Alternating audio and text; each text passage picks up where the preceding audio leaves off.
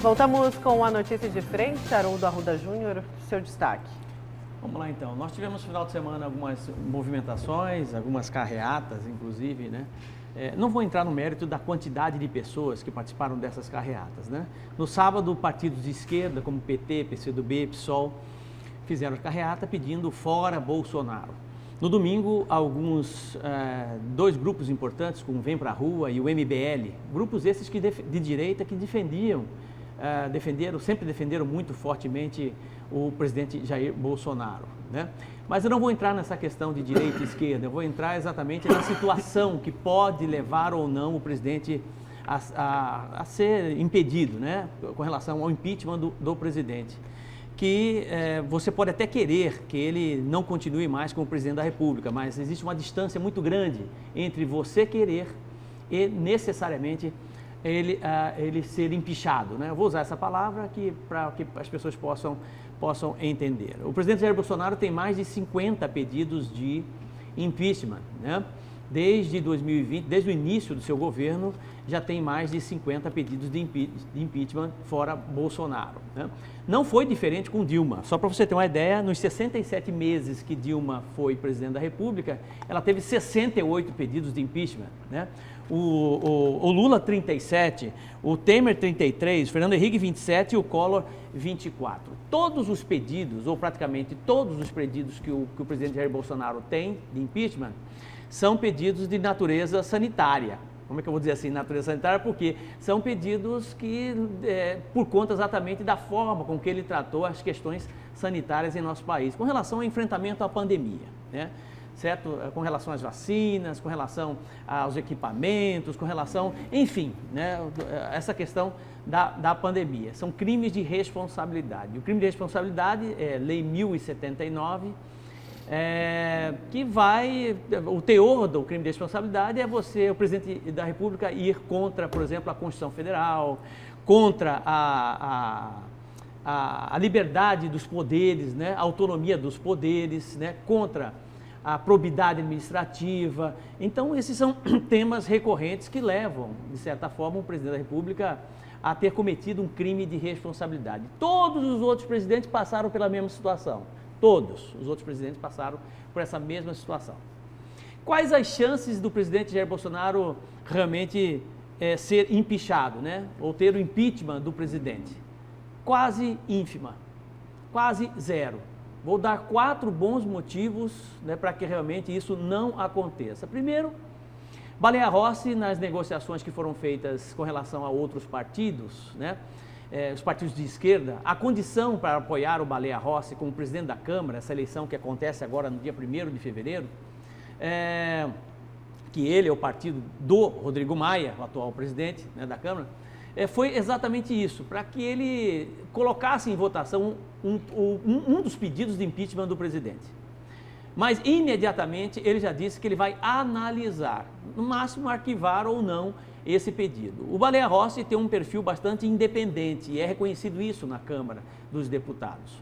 Ponto 1, não se sabe se ele vai ter a mesma pegada com relação à questão do impeachment do presidente, caso ele seja eleito presidente da Câmara dos Deputados em Brasília. Ponto 1.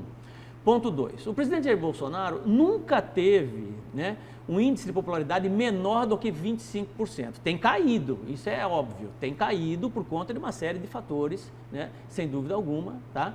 Mas ele nunca teve abaixo de 25%, que poderia levar realmente a uma situação mais desconfortável, né, com relação a tudo isso. Ponto 2.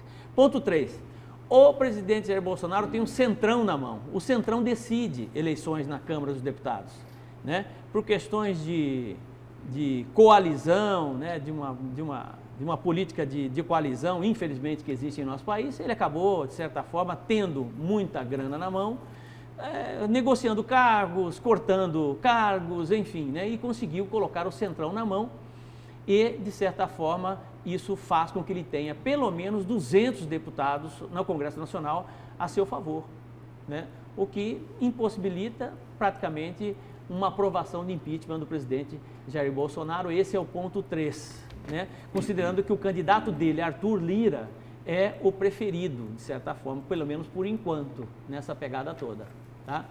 E O ponto 4 é com relação à instabilidade institucional. Muitos deputados federais acreditam, inclusive de oposição, em Brasília, acreditam que o impeachment, nesse momento, poderia gerar uma instabilidade institucional. E seria péssimo para o país, inclusive para todo mundo, né? Não seria algo positivo. E, inclusive, esse é o ponto, né, que o próprio Rodrigo Maia, atual presidente da Câmara, tem dado como desculpa, vamos dizer assim, quando ele é acusado de ter sido omisso, né, o tempo todo, de não ter apreciado os pedidos de impeachment do presidente Jair Bolsonaro, e logo diz o seguinte: olha, não é o momento, estamos vivendo uma pandemia, isso o Rodrigo Maia, né? E isso pode causar uma certa instabilidade institucional para o país. Então, ele utiliza exatamente esse argumento. Caso o Baleia Rossi seja eleito presidente da Câmara ou Arthur Lira, um pedido de impeachment pode acontecer só lá em apreciação de um pedido desse, só lá em abril. Lá em abril, provavelmente, a situação do país vai estar diferente do que nós temos hoje, né? Todas essas mazelas, essas dificuldades, esse período de transição com relação a vacinas, com relação a atendimento, a falta de oxigênio no Amazonas, tudo isso, de certa forma, essa poeira abaixou um pouquinho. Então, esses são os motivos que eu acredito que, por mais que nós tenhamos várias movimentações, muitos juristas, né, já dizendo que existem inúmeras razões para que haja o impeachment do presidente, isso não vai acontecer por conta desses pontos que eu acho que são fundamentais e que, em cima da minha análise, reforçam a minha tese de que ele não acontecerá o impeachment do presidente, pelo menos nos próximos meses aí. Essa é a leitura que eu tenho. Mas é preciso registrar, né, que, sem dúvida, alguns aspectos aí têm preocupado, né, o Palácio do Planalto. Né? Primeiro, o aumento da desaprovação e a queda na aprovação do governo do presidente Jair Bolsonaro, né? Em relação aí a pesquisas anteriores, a aprovação tem diminuído e a desaprovação tem aumentado. E um outro ponto que preocupa, e muito mais do que essas pesquisas de aprovação e desaprovação, é a redução do número de seguidores lá nas redes sociais do presidente. Não é isso, professor? Né? Esse assunto preocupa, e preocupa muito mais porque o atual governo não se preocupa muito com a grande mídia, mas ele dá uma atenção muito grande, muito forte para as redes sociais, que é aquela para contrapor, né, o que a grande mídia coloca. O governo costuma dizer de que há vários setores aí da imprensa nacional são contra o governo, né? Então, esse é um outro fator que preocupa bastante. Aí, dentro do seu destaque aí, você falou aí dos partidos de esquerda que fizeram lá o Fora Bolsonaro e que também teve um protesto aí de segmentos mais à direita, né? Isso. Do espectro político, né? O Vem Pra Rua e o Movimento Brasil Livre. E o Movimento Brasil Livre chegou a postar lá algumas justificativas desse protesto que eles fizeram. Uma delas é o seguinte, é de que o governo do presidente Bolsonaro, o governo federal, ignorou a pandemia.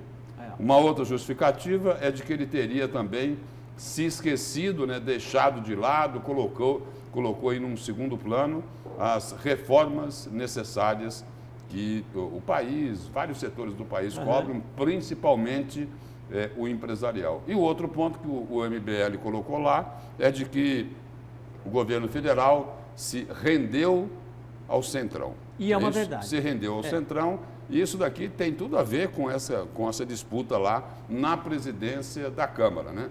De um lado, Baleia Rossi, presidente do MDB, né, candidato do Rodrigo Maia, e de outro lado, o deputado Arthur Lira, aquele lá, o senhor Rachadinha de Alagoas, não é isso? Né? E aí a questão que se coloca aqui é a seguinte, né? Vou utilizar um termo que você utilizou aí, coalizão, né? Coalizão. Então é o seguinte, está tendo hoje lá o tal do, todo mundo já conhece essa expressão, o toma lá, dá cá, não é isso?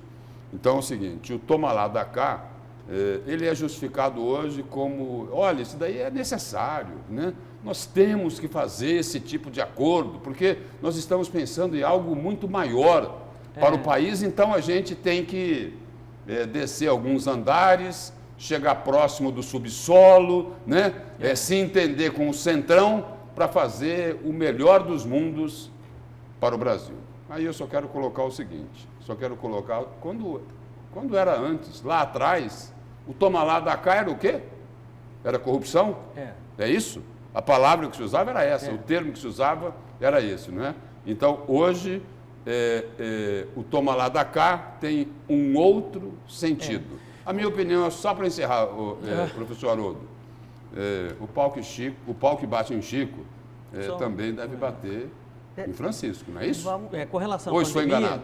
Não, sim, com relação à pandemia, o governo já está mudando o discurso justamente para rebater exatamente isso. E o toma lá da cá, o pano de fundo do toma lá da cá, nada mais é do que os fins justificam os meios. Corrupção. Vamos falar rapidinho nesse final da Notícias de Frente do Cuiabá. Quase que não deu tempo para falar do Cuiabá. O Cuiabá que conseguiu acesso aí à Série A do Brasileirão, a elite do futebol brasileiro. Teve aí um jogo, claro, antes mesmo do jogo do Cuiabá, porque o Cuiabá perdeu no penúltimo jogo, mas esse acesso já veio pelo jogo anterior do CSA e o Brasil de Pelotas. Então, o time terminou aí empatado, o CSA, o que garantiu, então, o acesso do Cuiabá à Série A. E o Cuiabá já entrou aí relaxado, né? Com o acesso garantido e jogou mais brincando mesmo ali para descarregar toda aquela adrenalina. Né? Parabéns ao Cuiabá, mas festa do Covid-2, né? Parabéns ao Cuiabá. Festa do Covid-2. Mas olha só que coisa feia, né? A festa aqui em Cuiabá, os torcedores não deram exemplo. Olha aí, todo mundo sem máscara. Todo mundo sem máscara. Não, festa do Covid-2. Não se importando, a gente torce, a gente comemora, vamos torcer para que o Cuiabá tenha uma longa vida aí na Série A, mas não dá para relaxar no momento que a gente está vivendo. E a gente chama a atenção também das autoridades que fiscalizam. Onde que estava a prefeitura aí para fiscalizar? Foi na Arena Pantanal, isso, lá na frente da Arena Pantanal, né, no estacionamento.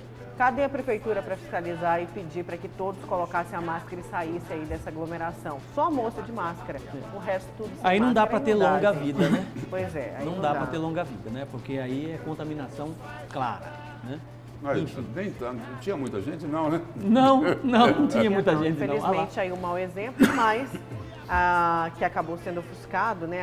Esse acesso, infelizmente, a própria torcida acabou ofuscando com esse péssimo exemplo, mas a gente torce muito para que o Cuiabá tenha aí vou nem falar mais, mas tem uma longa vida aí na elite do futebol. Vou nem falar longa vida. Depois dessa que o professor falou aqui. Depois dessa do Haroldo, né? Fiquei até tímida em falar isso, mas parabéns, Cuiabá. Estamos aí na torcida do Dourado. Vamos acompanhar, claro, sempre torcendo para um desempenho maravilhoso na Série A. Mato Grosso na elite do futebol Depois brasileiro. De 30 anos. Na elite do futebol brasileiro. Mais de 30 anos. Teremos grandes jogos. Isso. É isso o aí. Cuiabá e São Paulo, por exemplo. Cuiabá e Corinthians, claro.